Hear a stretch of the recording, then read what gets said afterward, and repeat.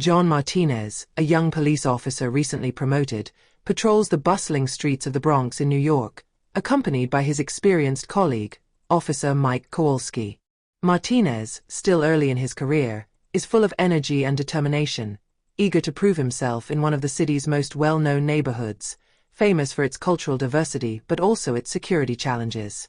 Kowalski, on the other hand, is a veteran of the force.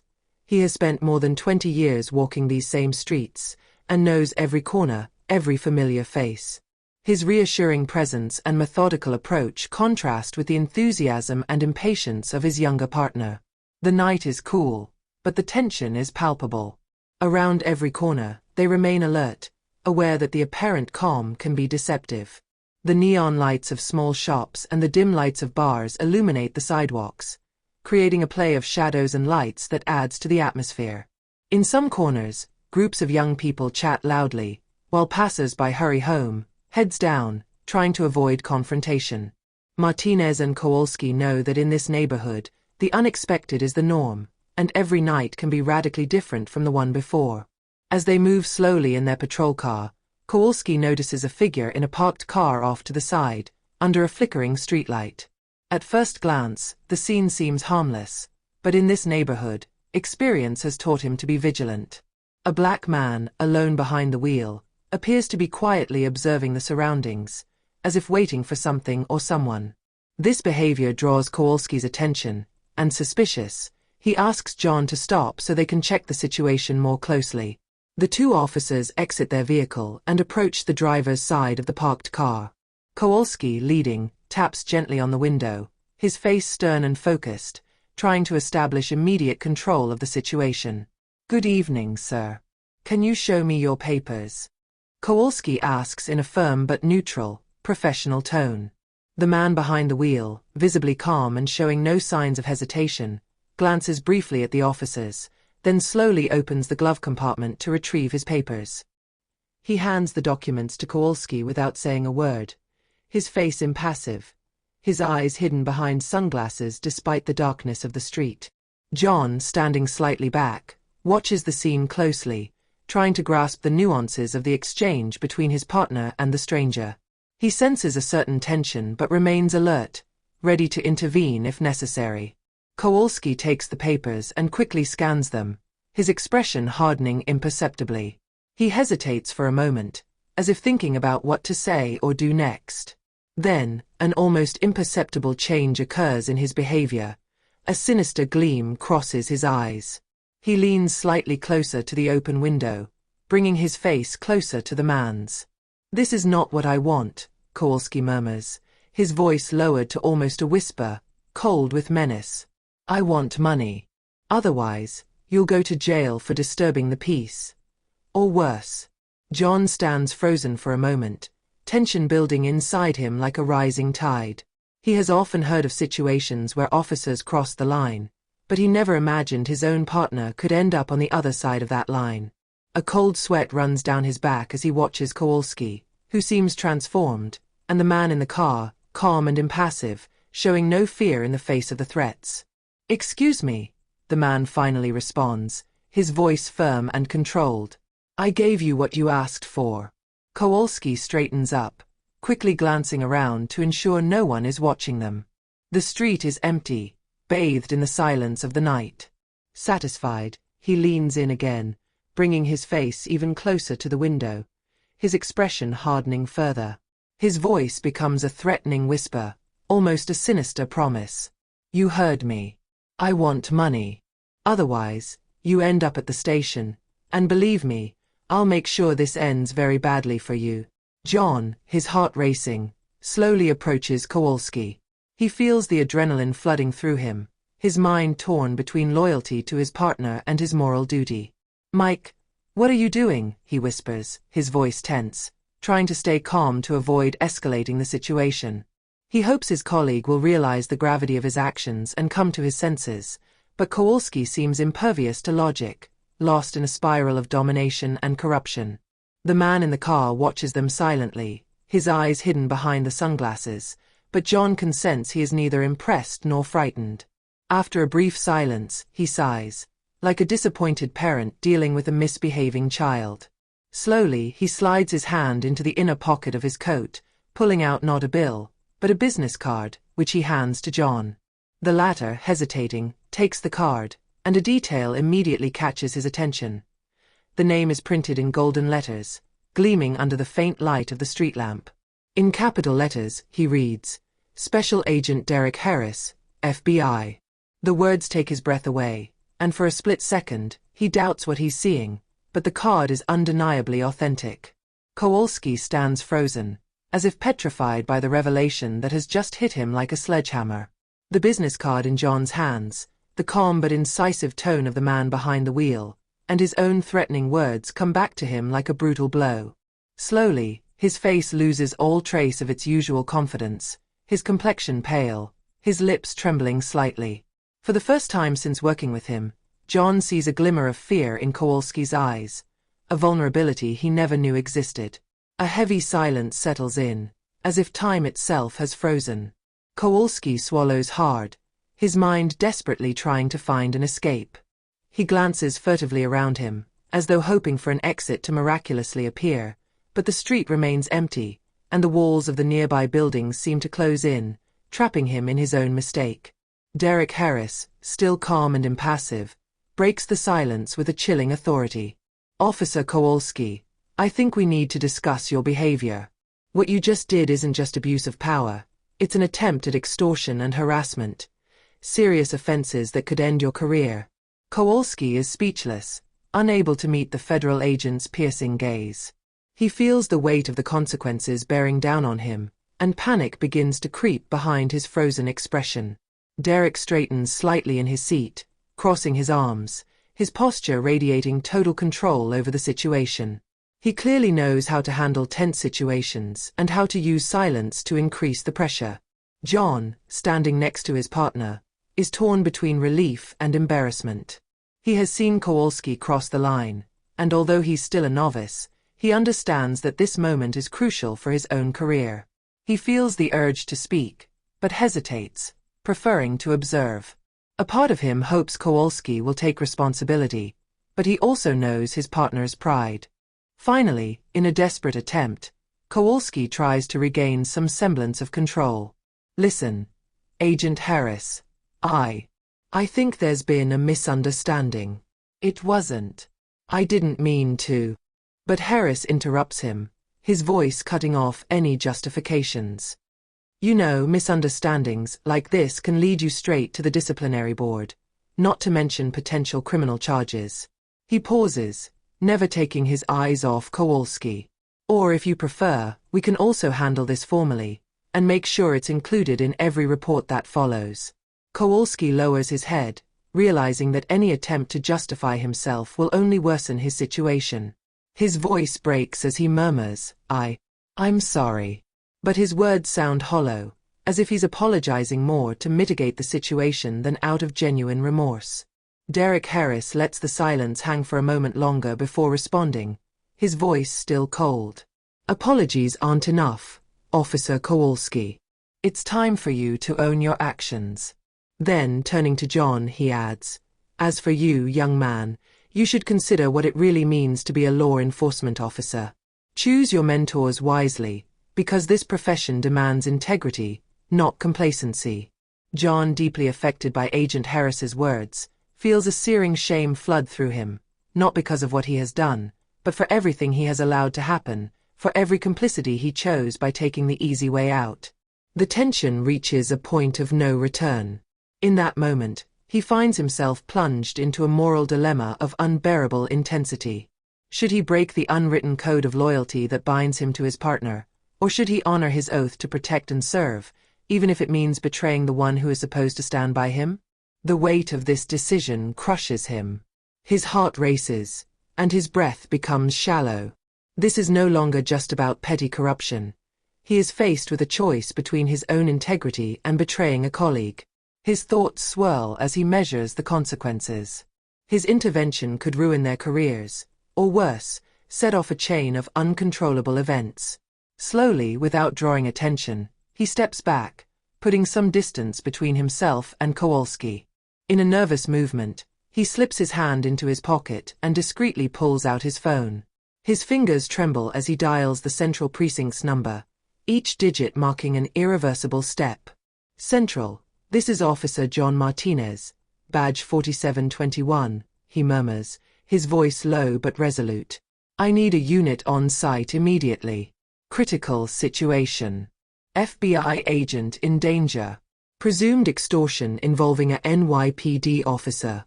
He hangs up before Kowalski has any inkling.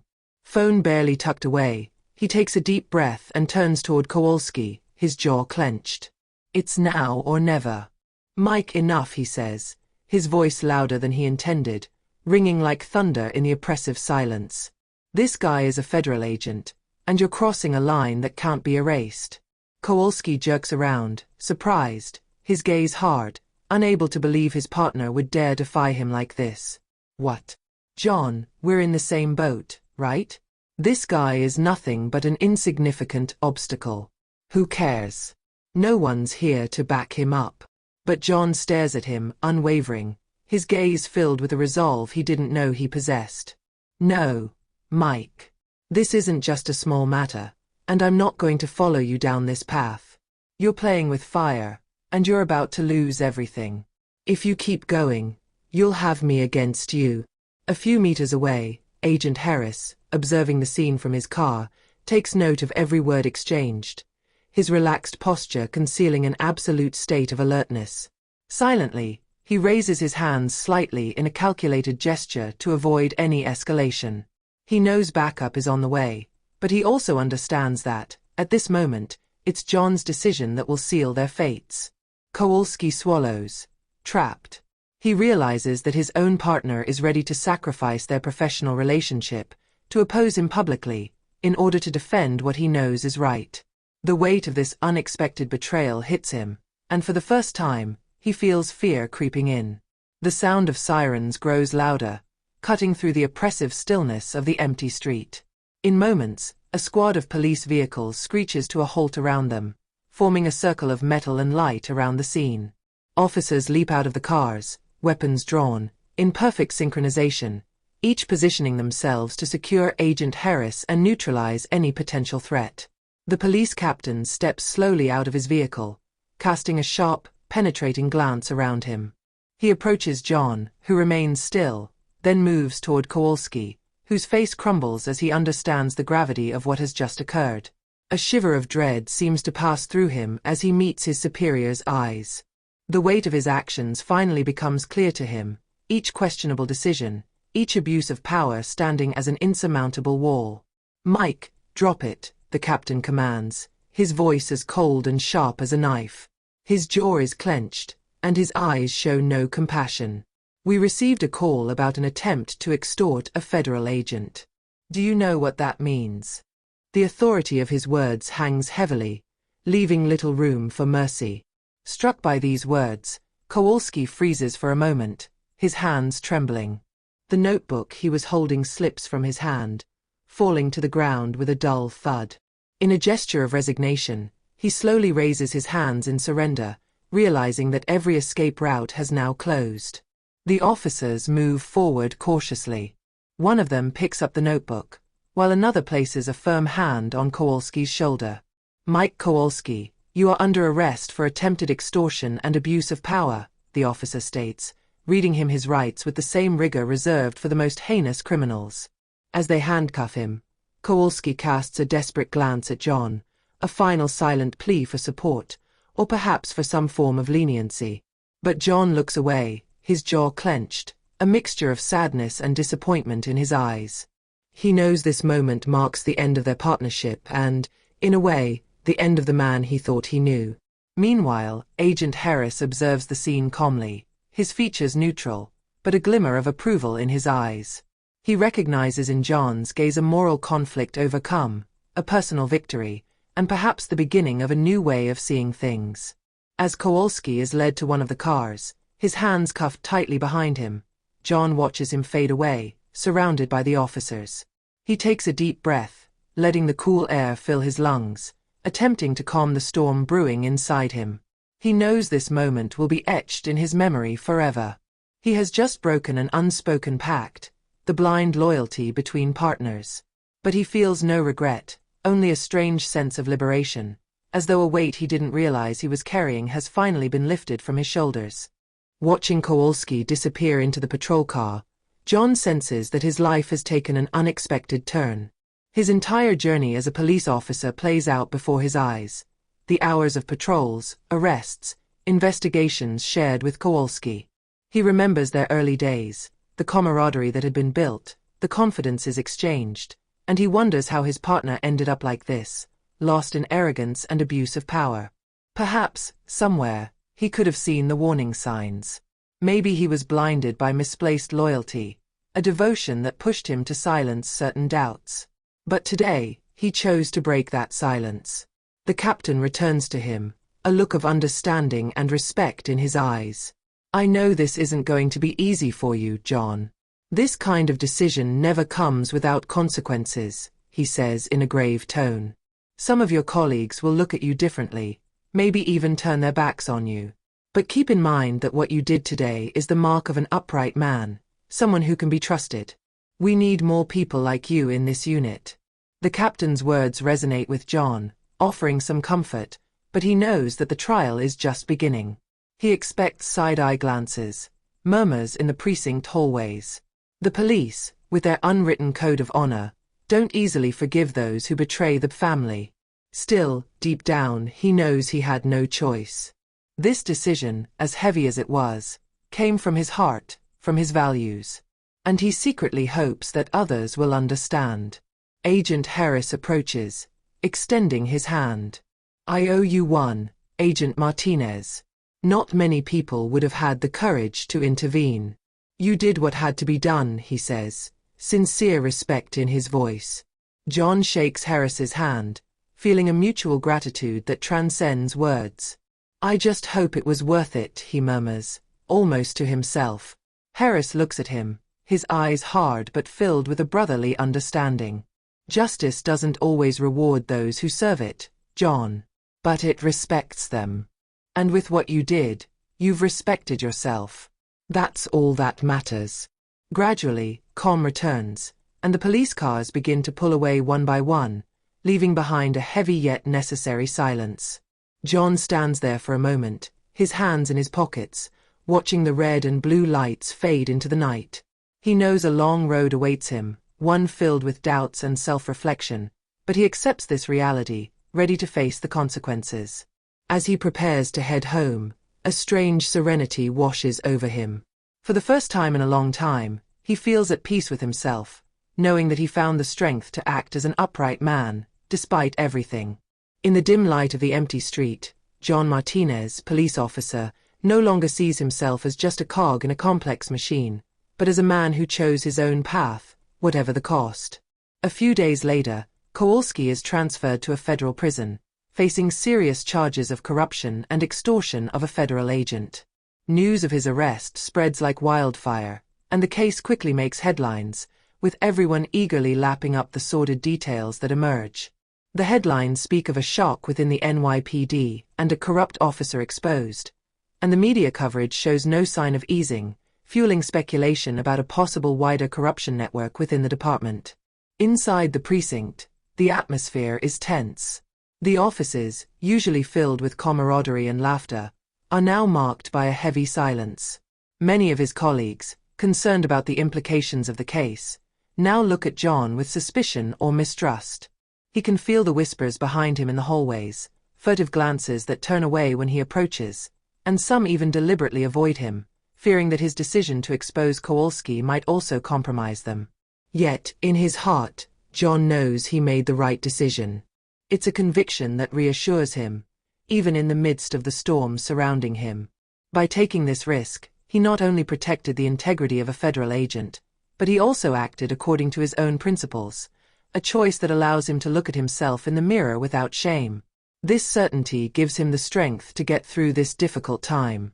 Days pass, and as social pressure mounts, John often finds himself alone in the cafeteria, pretending to drink his coffee or read a report. The conversations around him revolve around the department's response, the possibility of an internal investigation, and the ramifications for the department.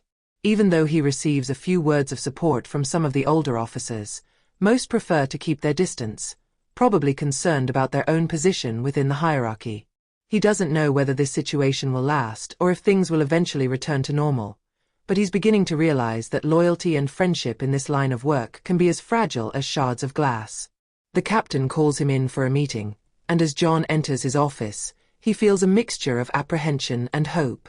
The captain seems thoughtful, his gaze focused on a pile of files. When John sits down, he can see the concern on his superior's face. "John," the captain begins, "I know this is tough right now, but I want to tell you that your decision to expose Kowalski was brave. It's rare in our field. It's going to make waves, but we need to make sure it doesn't affect your career." John nods, appreciating that the captain's support is a ray of light in his sea of uncertainty. "Thank you, Captain. I'm trying to hold my head high, but it's complicated with the way people are treating me now." The captain nods. "It won't be easy. But remember, real allies will show themselves in adversity. Hang in there, and don't hesitate to call me if you need to talk. I'm here to support you."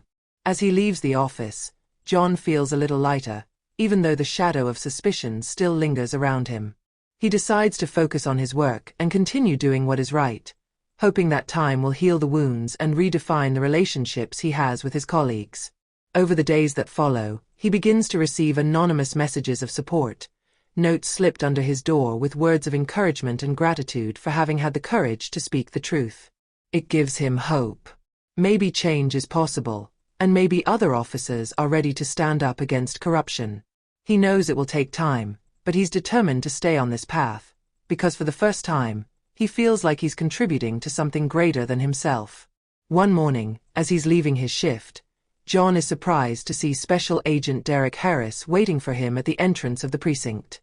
Harris, still calm and imposing, approaches him with a subtle smile.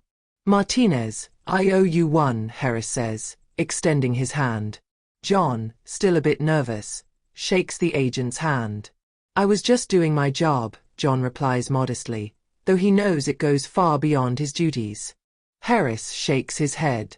"No, you did more than that. You risked your career to do what was right. Not many people in this city can say that." Suddenly, Harris does something that takes John by surprise. He pulls him into a brotherly hug, a rare gesture from such a reserved man. John freezes for a moment, surprised, before returning the embrace. This simple act symbolizes all of Harris's gratitude and the respect he now holds for John. Pulling away, Harris smiles. "I'll make sure your superiors understand the importance of what you've done. I'll personally request that you be promoted. You deserve to rise through the ranks, Martinez. You've proven you have not only courage but also integrity." John, stunned, doesn't know how to respond. A promotion? He never imagined that such a difficult night could lead to this. He looks at Harris with gratitude. "Thank you, Agent Harris. It means a lot to me," he says, his voice filled with emotion. Harris nods, then gives him a friendly pat on the shoulder. "Take care of yourself, Martinez. I'm sure our paths will cross again." As Harris walks away, John stands there, still in shock at this turn of events. The weight of the situation begins to lift, and a sense of pride grows within him. He knows that tonight, he made a decision that not only saved a man's life but could also change the course of his own career. A few weeks later, John is officially promoted. His colleagues, who once looked at him with suspicion, begin to understand that he did what none of them would have had the courage to do. With his new position, John commits to continuing to serve justice with honesty and to never give in to corruption. This story highlights the fact that, in life, sometimes it's necessary to make painful decisions to ensure a greater justice. It is an inspiring example of how a single decision can change not only a life but also the way others perceive you.